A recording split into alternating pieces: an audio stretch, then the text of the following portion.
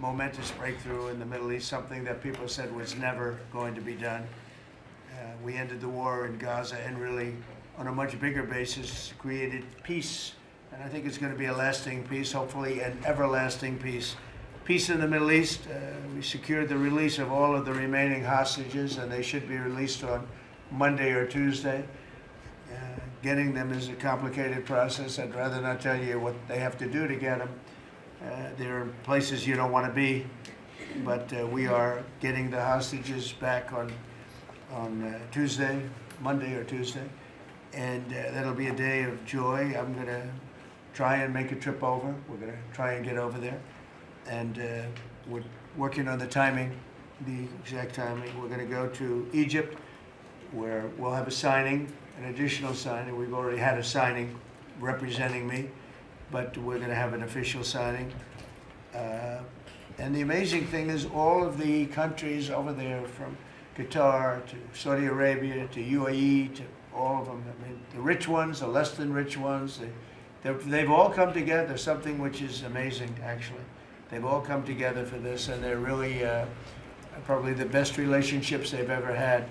So it's been really something incredible that nobody thought it was possible to get it done.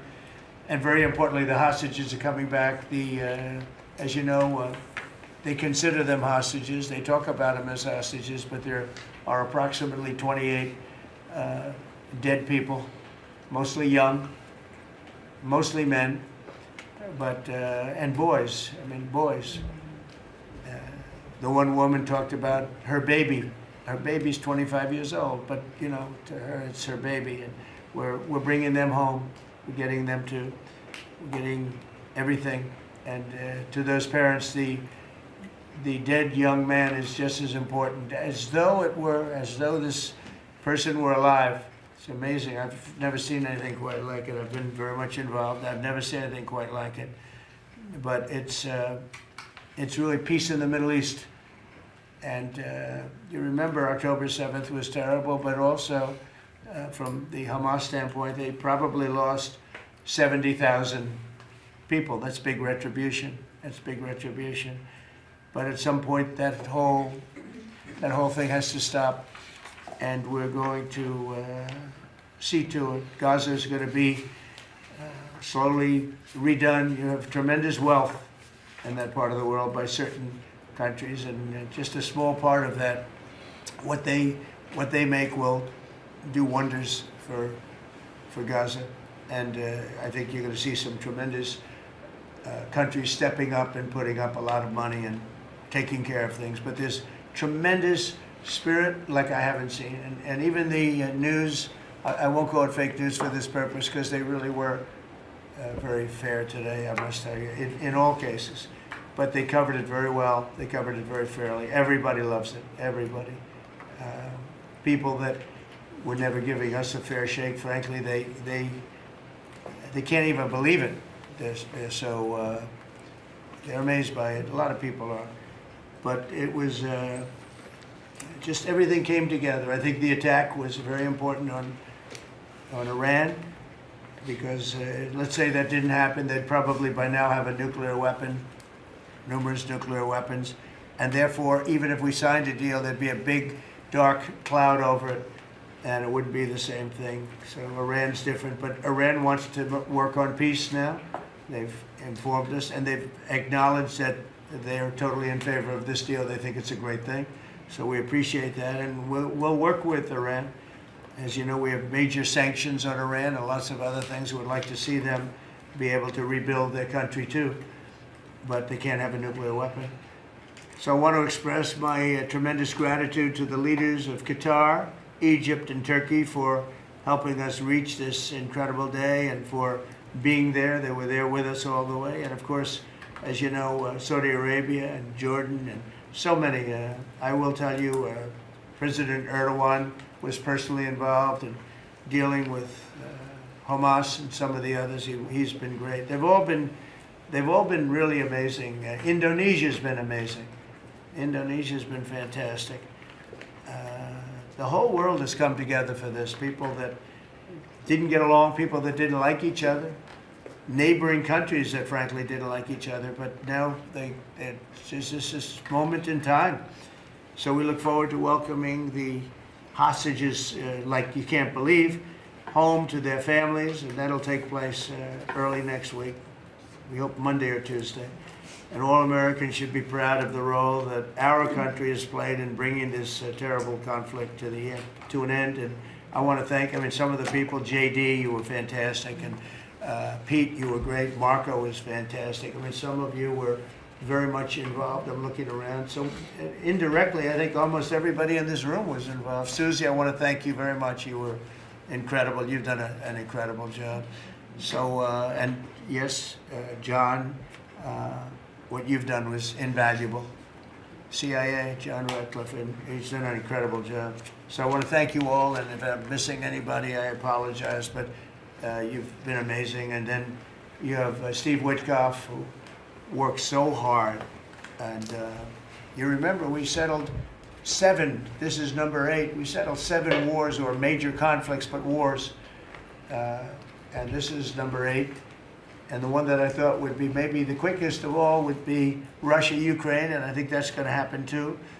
But in the meantime, they're losing about 7,000 people a week, and that seems pretty bad. They're losing mostly soldiers, young soldiers. They go out to war, and they're getting killed. And while it doesn't affect us in a lot of ways, we've got a big ocean in between, you don't want to see that happen. It was a big mistake. That war should have never happened. It would have never happened if I were president. So we're here this morning for a cabinet meeting as my administration continues to deliver for the American people, despite the radical left lunatics that shut down our government. You have Democrats that they've lost their way. They have no leadership. We don't even know who to deal with over there. At least they know who to deal with. We have no idea who we're dealing with over there. It's like they have no idea what they're doing. Republicans have voted repeatedly to pass a clean, nonpartisan bill to reopen government at the same funding levels. We're not going to do anything only good for health care. We're really, I think, become the party of good health care. And they keep using health care as a cudgel. They want to try and get everyone thinking about health care. We're the ones that are saving health care. In fact, one of the things we're doing is we're going to be reducing the cost of medicines by 100%, 200, 300, 500%, and even more than that, because as you know, we're in the process of favored nations right now. We've exercised a clause because we were subsidizing the entire world. The entire world pays a fraction of what the United States has been paying. And we've already, numerous Pfizer and other companies have already signed, and other countries are a bigger problem because they've been getting a subsidized rate. We've been paying for years. This has gone on for 30 years. We've been reducing the rate of drugs for other countries because we've been paying much more than we're supposed to. And they used all sorts of ideas like research and development. I said, what about Germany? What about these other countries? Aren't they paying? No, we have to pay research and development. It was all nonsense, and I couldn't listen to it anymore. So it's a very radical, big, tough shift, very tough. We got a lot of things going on today. But, you probably heard me say this in my first term, I think it was my 3rd year, we reduced drugs from the beginning of the year to the end of the year. And I was so proud of it. I actually had a news conference to announce it, and it was 1/8 of 1%. Think of that, which is barely a reduction. But it's the first time in 28 years that there was a reduction in drug prices for the year. So from the beginning to the end, it was 1/8 of 1%. And I was so proud of myself. I did something that nobody else could do. But when I started to think about it, I said, doesn't make sense. And then I'm starting to look at numbers where a pill or a treatment or some pharmaceutical product is selling in Europe for 10% of what we pay for in New York City or in any one of our places, and cities, states. And then I see people leaving for other countries to go buy their pharmaceuticals, where they make journeys to various other countries, including Europe, where they got the best bargains of all. And I put an end to it. It's over. And now we're, in major I guess disputes, but we're winning the disputes by a lot. With the countries, a couple of countries said, we won't do this. I said, well, it's unfair that we're paying 10%, and you know, you're paying just a fraction of what we're paying for the same product made in the same plant. And they said, well, we're not going to do it. I said, that's okay. You don't have to do it. But I'm going to put a tariff of 9% or 7% or whatever the amount of money is. And I'm going to put a tariff on your country for the amount of money that you're taking advantage of us for. No, you can't. I said, yeah, I can do that. I'm going to do that. And they would immediately agree. And it'd make the tariff substantially more than the number we're talking about. And they would immediately agree. So we have the consent, I think, Bobby, of every country, essentially. They know that if they don't do it, we're going to put a tariff on for double the price, and then they're going to do it. So we never had that before. You never had anybody in here that knew what the hell they were doing, I'll be honest. It really it makes me angry. Because for years and years, and this started many years ago, and basically we subsidize the world. So this is going to have a huge positive impact on Medicare, Medicaid, even Social Security. But anything where there's pharmaceuticals, drugs involved, it's going to have a tremendous impact. So we're going to get drug reductions of 100%. I told you 1/8 of 1% that I was proud of myself. Now you're going to get 100%, 150%, 200, 300, 400, 500%. You're going to get the biggest drug reductions that you've ever seen. And they're already, I guess they're starting to kick in, but we've made deals with numerous companies and we're going for the full board. We want whatever the price is. So that would mean that the world price, because the world is bigger than the United States, a lot more people, but the world price will go up a little bit and our price will come down a lot. So if a pill sells for $10 in London and $100 here, the pill will go to $20 in London and $20 for us. It's pretty simple. And that is a number that nobody can even fathom. It's a little like tariffs. Nobody knew how big they were. Nobody knew until they started seeing the trillions of dollars that have come in. I don't know why they didn't understand it. It's something they should have understood. We were taken advantage of for years with tariffs, and now, I don't want to say we're taking advantage, but we've become a very strong country because of the money that's coming in. Republicans have voted repeatedly to pass a clean, nonpartisan bill to reopen our government, and remember, at the same funding levels, both parties have supported in the past. So the radical Democrats have chosen to put the economy of our country. We have the best economy we've ever had. We had the best economy in my first term, but we have an economy that's blowing it away, and we have the Democrats that are trying to obstruct. They don't want to have a good economy. I don't think they want to have a good country. That's why they try and stop our law enforcement from doing what we did in Washington, D.C. Washington, D.C., we have a great, safe, beautiful capital right now. Beautiful. It's so safe. You can walk down the street.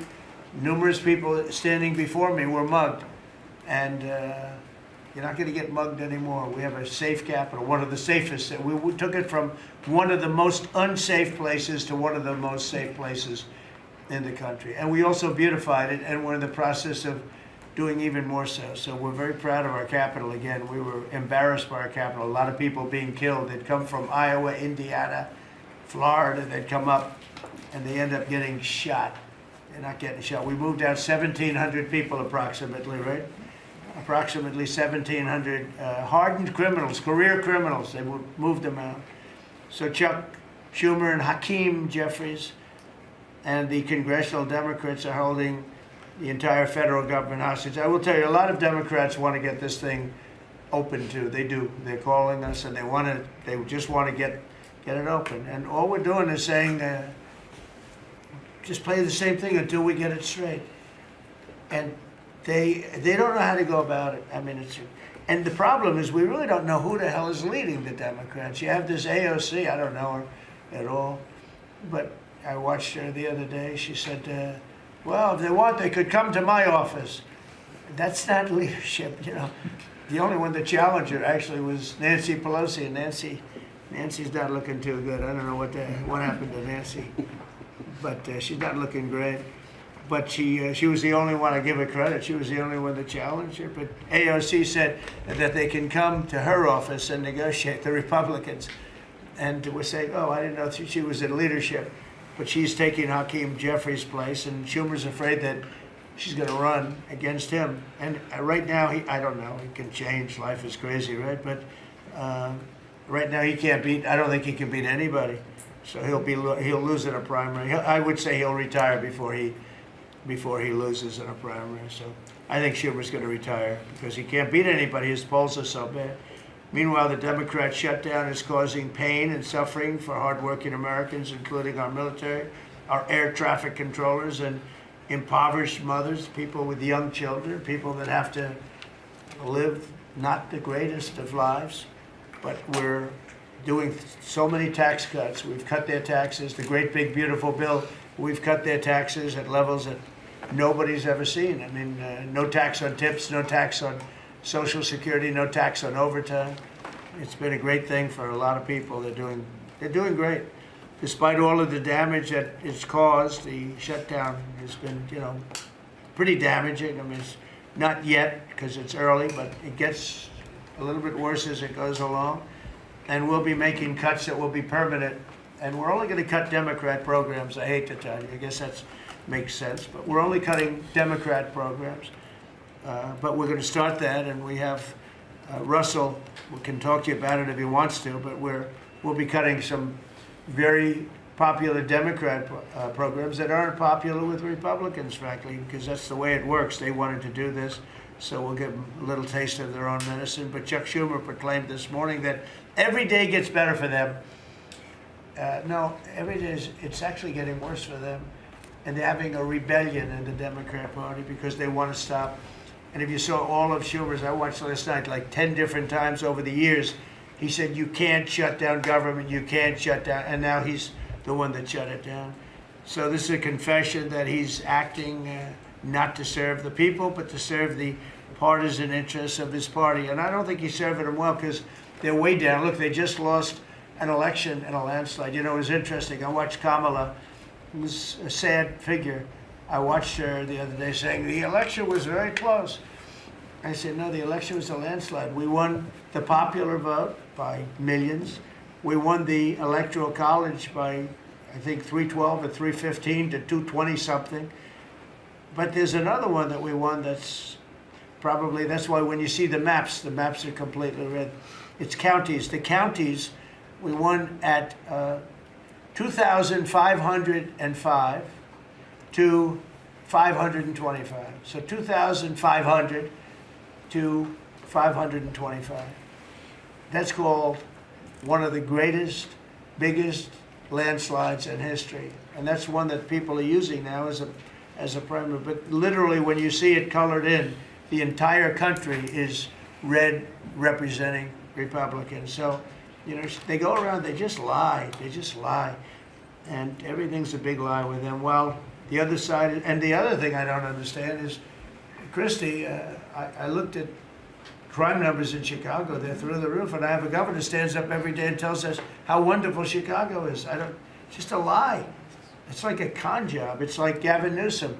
He says how well he's doing in California, and they're doing terribly. Population's getting smaller, people are leaving, and other people are coming in, and, I wouldn't say it's an even trade. While the other side is focused on playing games, the Trump administration's focused on creating jobs, bringing down prices, and we've really brought them down a lot. That's the other thing. We're bringing down prices a lot. We're bringing down grocery prices, but the big thing is energy. When you bring down energy, everything comes down, and the energy prices are way down. I see we're down to about $61 now a barrel, and gasoline's going to be, I think gasoline's going to be below $2 at some point in the pretty near future. It's very low, much lower than it was under Sleepy Joe.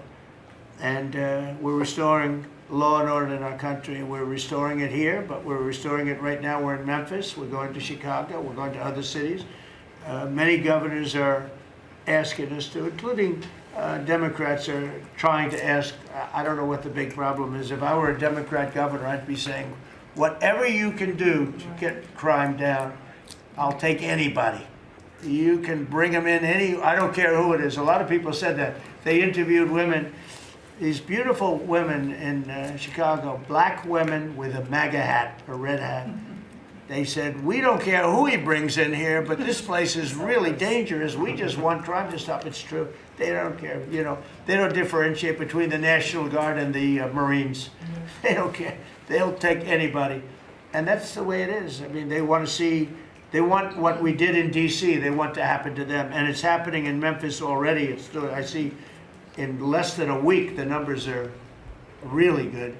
And it'll be great, and we'll fix that. We'll go to various other places, and we're going to be stopping crime in our cities, and that's a great thing, and we won't get credit for it, but it's a great thing. We've launched a historic campaign to take back our nation from the gangs and the street criminals, violent repeat offenders, illegal alien lawbreakers, domestic extremists, and savage, bloodthirsty cartels. And very little, by the way, is coming in by water, in case you haven't known. The drugs aren't coming in by water. In fact, we can't even find any boats in the water anymore. We had boats, we were like a subway train loaded up with drugs. Every single boat that you see getting taken out kills 25,000 Americans. Think of that. Because it's pretty tough stuff. But it kills 25,000 Americans. So when you hear that, it's no longer tough. But here in Washington, we've deployed federal law enforcement and National Guard to restore public safety, and we're working to replicate that in numerous places all over the country. And we have a very powerful military. We have a very powerful National Guard. I want to thank the governor of Texas, who has been, as usual, great. Governor Abbott, he gave us 400 troops without even a question. And we have other governors likewise doing what has to be done, because they know we have to confront crime. We're directly confronting the sinister threat of left-wing domestic terrorism and violence, including the terrorist group Antifa. You saw that yesterday. We had a news conference. Antifa's out of control in Portland and other places, but mostly Portland in the case of Antifa. And we had people that were really badly affected by them. It was terrible. So one of those things, but we're knocking the hell out of them. And we're looking for the people that are funding them, and those people are going to be just as guilty as the people that smack people over the head with a baseball bat. And I'd like now to ask Attorney General Bondi and Secretary Noem to discuss this a little bit and tell where we are. And then we'll go around the room. We'll go quickly. We're going to go quickly if we can, because we have a lot of things to do, including I won't be spending that much time here because I'll be leaving fairly soon for the Middle East. And I'm very honored to be involved with that, I'll tell you. It's a great thing for our country. People are so happy about it. I've never experienced anything quite like it. I've never seen such universal praise for being able to do something. No, it's something that nobody thought was possible, and we're going to end up having peace in the Middle East. Who would have thought? So, Pam, could you start, and then Christy, please. Sure, President Trump, and despite the Democrat shutdown of our government, our law enforcement officers are out there working without paychecks, round the clock, to keep and make America safe. Secretary Hegseth and I were recently in Memphis. We had 1,100 law enforcement officers in one room with us. The Memphis PD, they were the happiest to see us, don't you think, Secretary Hegseth, of anyone. We had ATF, DEA, FBI, U.S. Marshals. I'm not sure if our park police were there. We had Treasury, Secretary Bessent, and of course we had Secretary Noem's Homeland Security, all working together with the Guard. They were so happy to have us there. We've been making arrests left and right. So far, we made 562 arrests and seized 144 illegal guns, just in the short time we've been in Memphis. And many of these people are career criminals. And when you take them out of a place, your crime rate just goes down. These people commit crimes every single day. They're sick. And we're taking them out. In some cases, we're bringing them back to their countries where Biden allowed, with the stupid open borders that we had in our country, to come in. But they're being brought back to other places, or they're being put in jail, but they're career criminals.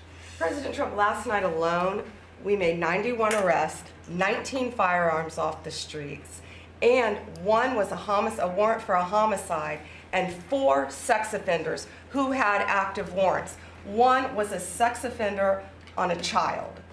Everything we did in Memphis was worth it, in my opinion, for that one arrest. Think about that. We got a child rapist off the streets, but yet we've made 562 arrests and still going strong in Memphis. Just what we did in DC. But it's because it's all of us. It's a team working for you to make America safe all together, round the clock. Thank you very much. Thank you, Pam. Thank You're you, doing a great President job. Trump. And it's amazing that we're not getting cooperation from Democrats. It's like, it's a new issue. You know, we have all the old issues of the wall and the border and all of the things, men playing in women's sports they still want that, transgender for everybody. All these issues are so crazy, but we have a new one. It's called crime. We stop crime and they allow crime. They want crime. It doesn't make sense. I think it's as ridiculous as the other things that we talk about all the time. But I've added it onto our list, a 5-letter word called crime. We stop it, and they actually incite it. It's crazy. You would think they'd want them. You'd think they'd want Christy and Pam and all of the people. If we needed the military, Pete will be there. We've got a massive military. We have the best numbers we've ever had for recruitment. We have a lot of people now. We have people that can't get into them. In a great economy, they want to be soldiers again. A year ago, they didn't want to even think about it. Same thing as with police and firemen, everything. They want to join. They're proud of our country again. Christy, go ahead, please. Well, sir, thank you for your leadership and for deploying all of government to help us keep our country safe. You have talked extensively about how threatened our ICE officers are, but all of our law enforcement out there. And we saw the shooting in Dallas at that facility, so we're hardening all of our buildings and making sure that we have more security measures, snipers on the roof, people to protect our law enforcement while they're out there on the streets. But what I'm also doing, sir, is, and with your authority, is we're purchasing more buildings in Chicago to operate out of. We're gonna not back off. In fact, we're doubling down, and we're gonna be in more parts of Chicago in response to the people there. And then I was there a few days ago and looked at some facilities that we can deploy more law enforcement out of. Because what they're trying to do with these riots and violence is distract us and keep us from going after those murderers and rapists that are out in the streets. And then I was in Portland, went out and back on Tuesday and met with the governor, met with the mayor, met with the chief of police and the superintendent of the highway patrol. They are all lying and disingenuous and dishonest people. Because as soon as you leave the room, then they make the exact opposite response. So we're looking at new facilities to purchase. They're in Portland too, and we're gonna double down. And I told them if they didn't meet our demands for safety and security on the streets and work with us, then we were going to bring in more federal law enforcement. So I wanna thank Pete and the Department of War for all their help. They've been fantastic, but while we fight litigation and work with Pam on that, we're gonna send more of our resources and men and women out there to keep everybody safe. So no worries. What we see in DC and what we see in Memphis for benefits for people in the safety and security, we'll see that in Chicago and Portland. And the numbers in Memphis, it's only a week, but the numbers have Right. been amazing, I understand. That's exactly right. The They've crime been numbers are way down. fantastic, and it shows what a partnership can be between local law enforcement and the federal government. And if we have to do it the hard way in Portland and Chicago, we will. But the people That's demand fine. And the President safety. Trump, my lawyers are in court right now as we speak for you, arguing in Chicago and Portland to keep them safe, to bring in the guard. The government doesn't want it there, but we do. We're going to keep their citizens safe, thanks The to people you. want it. I don't understand the politics of it. I don't understand why a Pritzker is trying to protect people that are They're more really scared bad. of, they're more scared of the anarchists that are on the street and the politics of it than they are of doing the right thing. I think they're afraid. Yeah, I yeah, think they're they're scared. threatened. They don't tell us, but I think Pritzker's threatened by people. There's no other reason that this could be possible, that they don't want to have a safe Chicago. And we can solve the problem very quickly. And we're doing that anyway, regardless of if he doesn't want it or if he does want it, we're doing it anyway. So make sure. I asked the mayor that himself. He said that Portland was perfectly safe, a beautiful city, no problems. And I said, well, why did you clear the streets for me today then and build out a 4-block radius to make sure I could get in and out of here? And these people on the street screaming death to ICE. There's graffiti that says Molotovs melt ice. We have the guillotines. We're going to use them. Portland's almost different. It's like anarchists. It is. It really is. You know, it's really different than a lot It's of the awful. others. This is a sick situation, but those are anarchists. Those are people that want to overthrow government. They're really degenerates. And we're finding out who is supplying all of those beautiful signs and everything Well, else. Scott's been fantastic. His team finding the financial networks is great. That's what Okay, gives everybody. Scott will do that. That's easy for Scott. We got a great team, sir. That's good. How about we go to Marco? You can talk a little bit about what's going on, and Well, go ahead. yeah, Mr. President, I don't know if one day perhaps the entire story will be told about the events of yesterday, but suffice it to say, it's not an exaggeration that none of it would have been possible without the President of the United States being involved.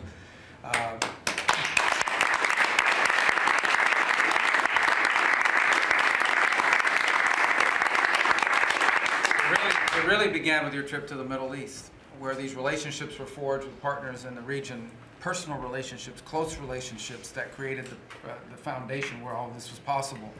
Where I think this really took a turn. Remember, a month ago, no one thought this was possible. Where it really took a turn about a month ago, less than a couple weeks ago, is when we were at the United Nations, and you convened a historic meeting, not simply of Arab countries, but of Muslim-majority countries from around the world, including Indonesia was there, Pakistan was there, and created this coalition behind this plan. Then on that following Monday, you met with the Prime Minister of Israel here, and that plan was presented. And then, of course, our great negotiating team followed up on it. In the interim, again, perhaps the stories will be told, perhaps they will never be told. The President had some extraordinary phone calls and meetings that required a high degree of intensity and commitment, and made this happen.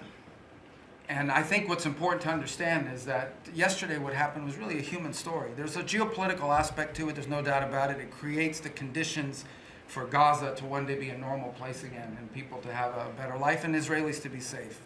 But yesterday was a human story. And because of the work you put in, and honestly, not only is there no other leader in the world that could have put this together, Mr. President, but frankly, I don't know of any American president in the modern era that could have made this possible. Because of the actions you have taken unrelated to this, and because of who you are and what you've done and how you're viewed. And this weekend, because of that, at some point very soon, we are going to see 20 living human beings emerge from the darkness into the light for the first time in 2 years.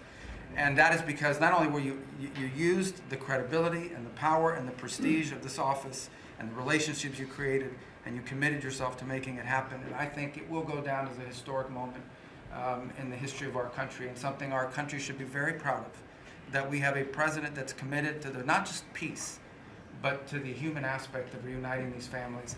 My last point on this is just a couple days ago, Secretary Lutnick hosted us all, many of us, at the Kennedy Center. And we have these families, we've interacted with them for so many years, for 2 years now. And the stories are heartbreaking, both whose families are alive and those who are deceased as well, who want their relatives back so that they can complete the process of grieving. And we had all hoped that perhaps that was the day that we would have an announcement for them on the anniversary of the 7th, but I know you were able to speak to some of those families last night, and I just hope the whole nation understands how incredibly proud they should be of their president and of their country for the role that they've played. And I don't want to let this moment pass, Mr. President, without also noting the incredible work of Steve Witkoff and Jared Kushner. Yeah. They're an incredible team working together, facing some substantial impediments to even being there this weekend and doing it. Let me just leave it at that. And they've done a great job on your behalf, Mr. President, and they deserve a tremendous amount of credit. But thank you for what you've done for the world. For the world. Thank you very much, Marco. I appreciate it. I think because we have a very busy day with all that's going on, what we'll do is maybe just a few of you raise your hand if you'd like to say something that don't talk too long, Doug. He's doing such a great job. So good that he could talk all day. That's the problem, right? But and what we'll do is just take a few hands, and then we'll go back to getting peace done. Okay? We'll go a little bit quicker. We'll take a few questions from the press. Go ahead, please. President Trump, I just want to double down on what Marco was sharing. It's such a remarkable accomplishment. Agree that no other president could have done this, but what set the groundwork for you able to do that? When you took office on January 20th, you made a 180-degree turn in our military strength, with Pete's leadership. You were the master class in peace through strength. So militarily, we've completely turned around. We've demonstrated that through execution against Iran and others, that we have force. We want to end wars, but we'll use power if we have to. And then secondarily, peace through strength is also the prosperity, having the strongest economy and being willing to wield the power of a tariff in addition to the military power to reorder the globe. Those two things that you're standing on, both economic power and military power, allowed these negotiations to go forward. And I think as you've described the importance of these economic negotiations and all the trade deals, but that also begins with another 180-degree turn, and that was the 180-degree turn on energy. You have used energy diplomacy to bring prosperity to the American people, and you've used it to bring peace abroad. The combination of those three things have been remarkable, and now we're seeing the remarkable result. And we got one more that I know you want to end with Russia and Ukraine. Energy is going to play a key role in that, and now with this historic agreement, we're in a position working with the Middle East to also end the Russian-Ukraine conflict. So again, congratulations. Thank you very much, Dick. I appreciate it. Maybe I'll go to you for a second. You can just cap out what he said about the military, how well we're doing, and how big it is, and how strong it is. Mr. President, you're exactly right. At the War Department, you don't get peace without strength. And our job is to be the strength part of the equation and deliver that when necessary, as you demonstrated with your Order of Midnight Hammer. And the entire world saw. And I just want to echo what Marco said. It is a personal honor to be able to witness the way you lead and negotiate. I wish people had a full understanding of what that looks like, that historic nature. A lot of us vets, the Vice President, Tulsi, Lee, Doug, probably after decades of war and the chaos that was unleashed through reckless and foolish American policies, never thought this kind of peace would be possible. Yet, with your strength, with your ability to wield trade negotiations, personal relationships, to open up that opportunity is truly historic on the world stage. And it creates a whole number of other cascading effects. And watching Marco and the Vice President and Steve and Jared, the CIA director, everybody come together to make it happen. You've formed a phenomenal team, Mr. President. And at the War Department, our job is to make sure if and when there's question about American commitment, the whole world knows we've got the biggest, strongest, most lethal, and most ready War Department in the world, which is true, which is why we saw record recruitment in 2025, Mr. President. The first 2 weeks of 2026 already blows that out. FY 2026 already blows it out of the water. In fact, re-enlistment has already met its year-long goal in the Marine Corps in 2026. 2 weeks. Okay. You can't. There's no other way to create that kind of love and enthusiasm than with your leadership, sir. And it is an honor to work with Pam and with Christy and the cities across the country to make sure American citizens and law enforcement are protected with our National Guard. But that's a core mission. And last thing, Mr. President, on the southwest border, the first group that rotated in to lock down that border to 0 crossings is now rotating out, and with a new border medal, the Southwest Border Medal, or it's actually called the Mexican Border Medal, revived from 1918, that will be pinning on their chest. So thank you for renaming the department, and we're trying to live up to it every day. Thank you, sir. I mean, think of this. We have record numbers of recruitment. 1 year ago, there were stories, front-page stories, that we couldn't get anybody to join the Army, Navy, Air Force, Marines, Coast Guard. My beautiful, I call it our beautiful Space Force. I love our Space Force. It's turned out to be very important. But we couldn't get anybody to join. Nobody wanted to join, including our police and fire. They didn't want to join anything. Recruitment was embarrassing. We couldn't get anybody. And now we're brimming. Now it's, and they're getting in based on merit now. A soldier's a soldier. They come in now based on merit, not based on woke stuff that anybody can qualify. You have to qualify for jobs. You have to qualify for certain types of jobs. And it's amazing. So we were embarrassed a year ago. Think of it, a little bit more than a year ago. I think it stopped on November 5th. I think it really started, this all started on November 5th, the election day. But now everybody wants to be, and we have an overabundance, and maybe we should raise it a little bit. I don't know. I like that idea, sir. But we could raise it. But we have so many people want to join, and they're proud of our country again.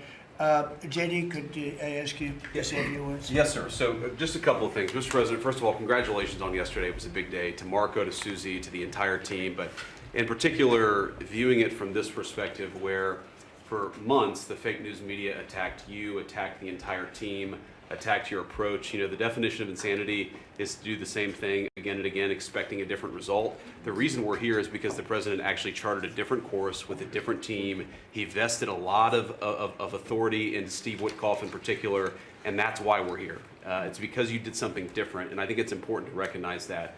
I also think the president, you know, Marco mentioned the president's personal touch being a big part of this. You know, the one thing I would say is obviously the president of the United States, a New York real estate billionaire, one of the most famous New Yorkers in the world, has a lot of interaction with a lot of people who are very pro-Israel. I think that was an important set of experiences and life experiences that he brought to the table. He also, of course, knew one of the most famous Palestinians in the world, Chuck Schumer, and I think without that background of knowledge, it would have been impossible to get us to this point. Second thing I want to say, just on Chuck Schumer, the president mentioned this, that Chuck Schumer said this has been very good for us this morning about the shutdown. One of the things that we talked about before all the media came in, and that all of us are going to work on for the rest of the day, we've been working on for days, is how to make the shutdown as painless as possible on the American people. So while Chuck Schumer brags about this being good, and I think the president is right, it's not good for him politically as much as he might think that it is, it's causing real consequences for the American people. There's a low-income food program, the WIC program, that my mom actually used when I was a baby. That program is about to be underfunded and is about to get cut off because Chuck Schumer won't open the government. We have troops. The Secretary of War mentioned how well we're doing on recruitment. We're trying to figure out how to pay our troops because Chuck Schumer is shutting down the U.S. government. There are veterans benefits that are going to suffer. There are Americans that are going to suffer because Chuck Schumer refuses to do his job. So while we're all celebrating this incredible success that we've had on the world stage, the country could be doing so much better if Chuck Schumer did his job and opened the government. Every single Republican, except for Rand Paul, has voted to open the government. A few moderate Democrats, to their credit, have voted with us to open the government. We just need 5 more Democrats to come to their senses and let the people's government serve the American people. I hope that they'll do that. Thank you. Thank you, sir. Chris, please. Yeah, to follow up on that point, Mr. President, the Democrat or Schumer shutdown did not begin 8 or 9 days ago. It began 8 or 9 months ago with your inauguration. For the first time in American history, every Senate confirmed appointee who are our deputies to run our department, every one of them has been filibustered. One of the critical parts of my department is the National Nuclear Security Administration. It maintains, manufactures our nuclear weapons and our engines for nuclear submarines and nuclear aircraft carriers. We are a key supplier to Secretary of War Pete Hegseth. They filibustered, the Democrats filibustered the leader, the administrator of the National Nuclear Security Administration, would not let him come into my department until the Republicans 2 weeks ago changed the Senate rules so they could confirm him and we could have a leader. They filibustered the leadership, now they're filibustering the funding. In the next 6-7 days, we're gonna run out of funding, and the retooling of our nuclear stockpile, the ultimate guarantor of our sovereignty, is gonna be underfunded, and we're gonna have to slow down and creep to a crawl these efforts. Just incredibly irresponsible for Schumer to worry about his own reelection and not the 340 million Americans that count on the efforts of our military and all of our departments. It's truly offensive, and we need to bring it to an end as soon as possible. Let's open the government back up. And you're doing a great job. Thank you very much. Bobby, did you want to say something? You got a lot of things happening. A lot of things. A lot of very positive things, actually. Mr. President, I'm glad you're getting bipartisan accolades on the Mideast peace agreement. You should also get bipartisan accolades on the MFN agreement. It is an historic agreement that's going to benefit every hardworking American. It's going to lower the price of drugs for every American.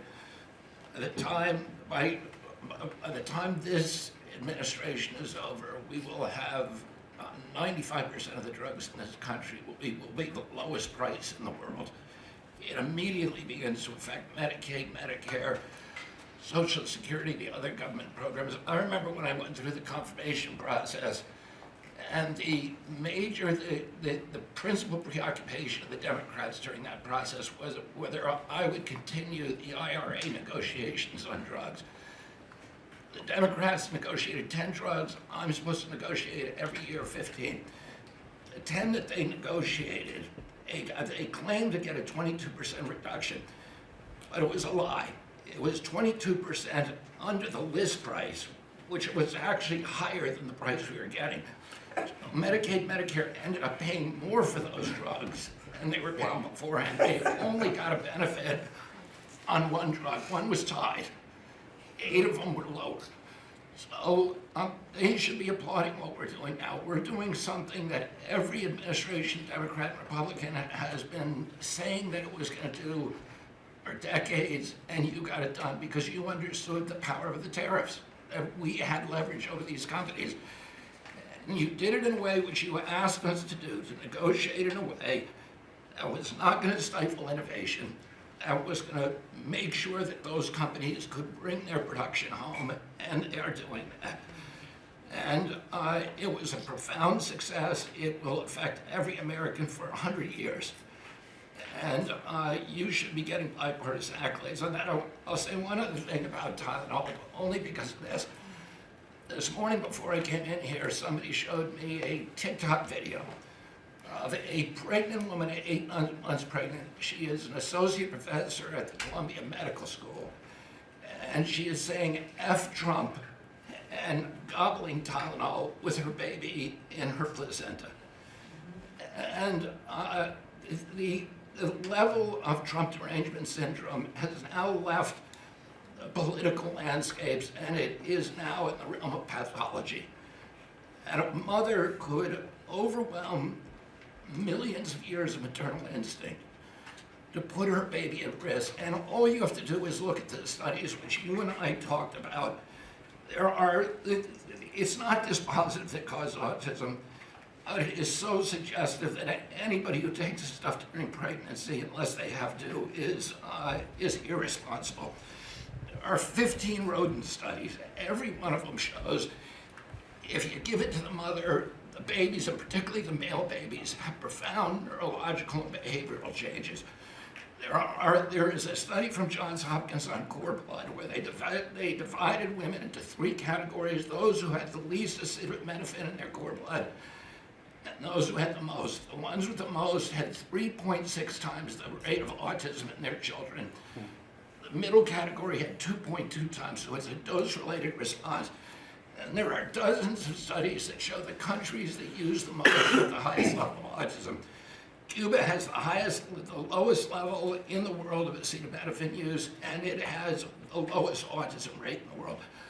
So this is not dispositive. It is not proof. We're doing the studies to make the proof. But in the meantime, the precautionary principle should apply. And any mother who is taking this stuff during pregnancy just to get back at Donald Trump is doing something that is pathological. And we're seeing that across the board. I got a lot of other stuff to talk about, but I know we got a short time here. But thank you, Mr. President. You're making our country healthier. Thank you, Bobby. Could you just say, for the record, state what the autism was, let's say, 20 years ago and what it is today? In 1970, the largest epidemiological study in history was performed. 900,000 kids were looked at. They were looking for autism in Wisconsin children. They looked at every child in Wisconsin who was 8 years old. They found an autism rate of 0.7 per 10,000. So almost close to 1 in 20,000, less than 1 in 10,000. Today, the autism rates are nationally 1 in 31, but it's actually much worse than that because California, which has the best collection system, reports an autism rate of 1 in every 19 children, 1 in every 12.5 boys. This is a national security issue. There is nothing more important, and I'm grateful to you, Mr. President, because you know the flack that you take for talking about this issue. You've shown courage and you've shown leadership, and I can't thank you enough for letting me do this work. Thank you. So think of that, 1 in 20,000, and now it's 1 in 12 for boys, 1 in 18, 19 for girls. So obviously there's something that's artificially, I think, induced, something, whether it's the vaccines in terms of these massive vaccines that are twice the size of a jar like that, of a glass of water like that, I mean, into a baby's body. And I've suggested get them in doses, get them in, maybe 20%, 30%, but smaller, not such a big. I think, that. Then we had certain recommendations, the MMR, take them separately. The measles is already separate now, and it works out much better, but there doesn't seem to be any impact if you take it separately. If you take it as a combination, it's not so great. And some other things, but I would say don't take Tylenol if you're pregnant, and when the baby is born, don't give it Tylenol. If you can avoid it at all, just don't give it Tylenol. I'll say this. Really, also. what do you have to lose? You really don't have much to lose. Yeah, go ahead. There's also there's many other confirmation studies. There's 2 studies that showed children who are circumcised early have double the rate of autism. And it's highly likely because they're given Tylenol. So, none of this is this positive, but all of it is stuff that we should be paying attention to. But, there's a tremendous amount of proof or evidence, I would say, as a non-doctor, but I've studied this a long time ago. I met Bobby in my office 20 years ago. We were talking about the same thing 20 years ago. And I was a real estate developer. It bothered me that it seemed to be getting worse, but it's so bad now when you hear these numbers. It's not even really sustainable. I don't know how people do it, but there is some very strong evidence on Tylenol. In fact, at one point, I guess the company gave a warning. They still don't recommend it during pregnancy. That's the weird thing. They're not recommending it, and that's the company itself. So just don't take it. Don't take it. If you're a woman, don't take it, and don't give it to the baby when the baby's born, and I think that's going to have an impact. But I'd also get the shots in smaller doses.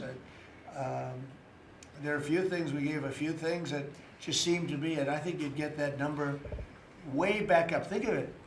You have 1 in 20,000, and now it's not even believable when you think that 20,000 drops to 12 children. So that's induced by something that's given or taken, and it should be able to be stopped. And you're talking about the Pennsylvania Dutch, you were talking about the Amish, where they don't take any of this stuff, and they have virtually none, right? They have no autism. So we're doing something very bad. Somebody's been given some bad things. Other countries, by the way, we have 82 vaccines that we give simultaneously. And I'm a vaccine believer, by the way. I believe in the polio vaccine. I believe in a lot of vaccines. But when you give 82 vaccines in a shot to a little baby that hasn't even formed yet, it's a lot of vaccines. And in Japan, they give a much smaller number. In Germany, they give a much smaller, like 28 vaccines. That's a lot too, but 28's a lot different than 82. So, but I would say on the Tylenol, don't take it, and that will be. I think it's going to be a big factor. I think it'll be a very good result, and I hope we're going to be able to see that result in the not too distant future. Because certainly, people have heard us loud and clear. That's why I bring it up again. That's why I asked you to talk about it. Because this is a horrible thing, and if you don't take it, I mean, you have to tough it through sometimes. There are other things you can do, but you have to tough it out. It's easy for me to say, but I think you're going to see numbers that will be it'll be so significantly improved, and maybe fully improved. I mean, there's something there, there's something going on, and we have to address it. And so I'm addressing it the best I can as a non-doctor, but I'm a man of common sense. Okay, any other questions? I'd like to comment on the Yeah, workforce. please. Mr. President, a lot of people are calling to give you the Nobel Peace Prize after this peace deal that you managed to achieve in the Middle East. First of all, your opinion on that, and I was wondering about your trip to the Middle East, if you can tell us if you're considering to speak at the Knesset, at the Israeli parliament. Well, they asked me to speak at the Knesset, and I've agreed to. If they would like me to, I will do it. It's the first time a president has ever done that, so that makes it very interesting, right? Yeah. But yeah, so I will do it if they want me to. They have asked me to do that. Thank you. Families of hostages are out in the streets in Israel dancing and crying tears They're of all joy. dancing in the streets right now. They're dancing in the streets. They're so happy. Everybody's happy. They're dancing in the streets of Arab countries, Muslim countries. I've never seen anything like it. Everybody is happy. It's been really amazing. Thank you. President Trump, on the international peacekeeping force that's going to deploy to Gaza soon, do you expect that Pakistan, Turkey, other countries to contribute forces? Has that become firmed up? And also on the shutdown, it seems like in the House there's a majority support for a temporary extension of the Obamacare subsidies, perhaps minus the funds for illegal immigrants. Is that how you see the deal to end the shutdown happening? Well, I see the deal just getting extended as we continue to talk, but we're willing to pay because we're paying. You know, it's very simple. We're paying. And the Democrats are the ones that caused this problem. And it's a big problem for them. And they have a lot of break in their ranks. But so I see that, you know, I think that'll get worked out. But we want to get back before we do this. We don't want to have a gun held to our head. We don't like that. And the public doesn't like it either. So we want to get back. And I think it's going to work out. I think it's going to work out very well. It's something that shouldn't have happened. This was supposed to take place before the election. You know, this was supposed to take place on September 28th before the election. We shouldn't even be talking about this right now. This is actually something that shouldn't have even happened. Yeah, please. Mr. President, looking ahead, what guarantees Hamas disarms and that Israel doesn't resume bombing once the hostages Well, are the first released? thing we're doing is getting our hostages back, okay? And that's what people wanted more than anything else. They wanted these hostages back that have lived in hell like nobody has ever even dreamt possible. And after that, we'll see. But they've agreed to things, and I think it's going to move along pretty well. But what is phase two? When does it I'm not begin? going to talk about that because you sort of know what phase two is, but there will be disarming, there will be pullbacks, there will be a lot of things that are happening. You know, I gave you a whole list of 22 different things that will take place. And I think it'll take place, and I think you're going to end up with peace in the Middle East. But we have to get our hostages back. And we weren't going to do it at the end. We're going to do it at the beginning. We said we want them at the beginning. We're not doing it. You know, we got the hostages back. We did, as a group with Steve and Jared and Marco and me and all of us. We got the hostages back. We got many of them back. Many, unfortunately, were dead. But we got many back that are now living with their families, with their parents in many cases, and with their husbands, families, wives. Many of them, they celebrate all over. They're the ones that are celebrating the loudest. They're all over. There are a lot of them that we got out.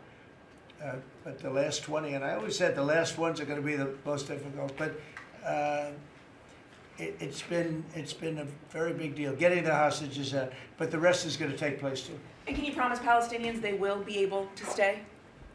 Well, they know exactly what we're doing. We're going to create something where people can live. You can't live right now in Gaza. The place is it's a horrible situation. Nobody's ever seen anything like it. So yeah, we're going to create better conditions for people. Yeah, please. Mr. President, excuse me, what kind of security guarantees is the United States going to make for Gaza? Well, we're going to work with very wealthy countries that love people, frankly. I know them very well. They love people, but they love Arab people, and they love Muslims, and they love, I think right now they love everybody, and they're immensely wealthy, and they're going to be involved in putting up money, and for them it's a small amount of money. For somebody else it's a large amount of money, but you know, these are the wealthiest countries in the world, and they'll be very much involved in making it as good as possible. And what's your take now on a two-state solution, sir? Just to follow up on that. What is your view now on a two-state solution for the? I don't have a view. I'm going to go with what they agreed to. Mr. President, given that there are some tough provisions for Israel in this agreement, are you at all concerned that Bibi Netanyahu may not continue in his post? He may be deposed. That Bibi may go a little bit out of whack. That he may no longer be prime minister when this is over. Look, that's politics. It could be. I don't know. I think he's very popular right now. He's much more popular today than he was 5 days ago. I can tell you. Right now, maybe people shouldn't run against him. 5 days ago, it might not have been a bad idea. No, Bibi's this has been a very good thing. I don't think he did it for that reason, okay? But I think just looking as an analyst would look at this, I think Bibi should be very popular right now. Yeah, please. What will happen if Hamas says that it cannot locate or was not able to find all of the deceased hostages' bodies within the time Well, we'll frame? have to see. I think that's going to be, it's largely been answered. We know where most of them are. Actually, the bodies are a bigger problem because some of the bodies are going to be a little bit hard to find. It's a terrible thing to discuss even, but you understand, we're all people, we're grown-ups, we understand life. Nobody can understand this stuff because this could have taken place, but we have the hostages for the most part, and so I don't think it's going to be overly big. The situation with the bodies, you know, they say 28. Some are going to be a little bit hard to find, but we're going to do the best we can. Yeah, please. If they don't find them within the time frame. Please. Thank you, sir. Regarding Jared Kushner's role in the negotiations, can you explain a little bit about why he came on at the last minute?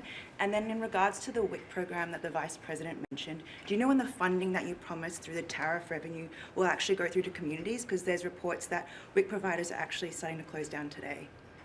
Well, okay, let me just answer the Jared. So Jared's a very smart guy. He did the Abraham Accords. As some people say, the Abraham, which I love the way that sounds, but he did the Abraham Accords. It was a great thing. 4 big countries joined. If I were president, if the election would have been a correct election, which it wasn't, you'd have every country in there. Maybe even Iran would have been in there, frankly. But you'd have every country in. Now, by the way, that's going to be filled up rather quickly. People want to join the Abraham Accords. And I put Jared there because he's a very smart person. And he knows the region, knows the people, knows a lot of the players. And the combination of him and Steve Witkoff and Marco and Cooper, who is, as I hear, has been fantastic. And others that were involved, JD was very much involved. I mean, we had a very smart group of people working. We had a lot of different players, different countries, and very diverse countries, very different from each other. They had certain things in common, but they had a lot of things, mostly things that were not at all common to their countries. So we had a very smart group of people. These are high IQ people, okay? You know, I talk about how many low IQ people we have in our government. We got some real low ones, but some shockingly low. But these are very high IQ people, and that's what we want. I like high IQ people. Yeah. Mr. President, thank you. Can I ask you about the China? You're meeting with President Xi. The Chinese have now set to put in new export controls on rare earth minerals, and they've stopped buying soybeans from the U.S. What do you hope to get out of that meeting now with President Xi? Well, we'll see. I mean, I just heard this a little while ago before we came in, so I haven't been briefed on it. The export. I mean, look, we have the ultimate export. We have import, and we have export. We import from China massive amounts, and you know, maybe we'll have to stop doing that. But I don't know exactly what it is. Neither do you. Neither does anybody. It's a little bit soon. I just heard about it. So Scott and Howard will figure that out, and I'm sure we'll be able to handle it. Can I ask you about the soybeans? What is the plan to help farmers? Is it direct checks? Is it tax? Have you sorted that out yet? Well, what happens with soybeans is we're going to see more and more, I think, opening up, and part of the reason that we'll be discussing, he's got things that he wants to discuss with me, and I have things that I want to discuss with him, and one of the things is soybeans. I had a great deal with China where they would buy $50 billion worth of our farm product and manufacturing and other things, but farm product. And it was going along well. Then when the election turned out to be a rigged election and we had the wrong guy get in there, he didn't do anything about it. I used to call up President Xi every 2 weeks, or I'd call up people in China, say, you got to keep going, you're not buying the amount that you agreed to. And this went on for, you know, ever since we signed the agreement. It was a great agreement. So they used to do 15 billion, and I got it up to 50 billion, 50, and it was great. Then when Biden got in, they just never adhered to the agreement, and nobody in Biden's group, as you can imagine, did anything about it. So it just sat there for 4 years, and they didn't adhere to the agreement. And we, you know, it's hard to go back after 4 years of nobody calling them, but I used to call them every 2 weeks. I'd say, you know, you're a little low, or I appreciate it. Oftentimes I'd say, thank you very much, you are totally adhering to the agreement. But we had an agreement that would buy $50 billion worth of our product, mostly farm product.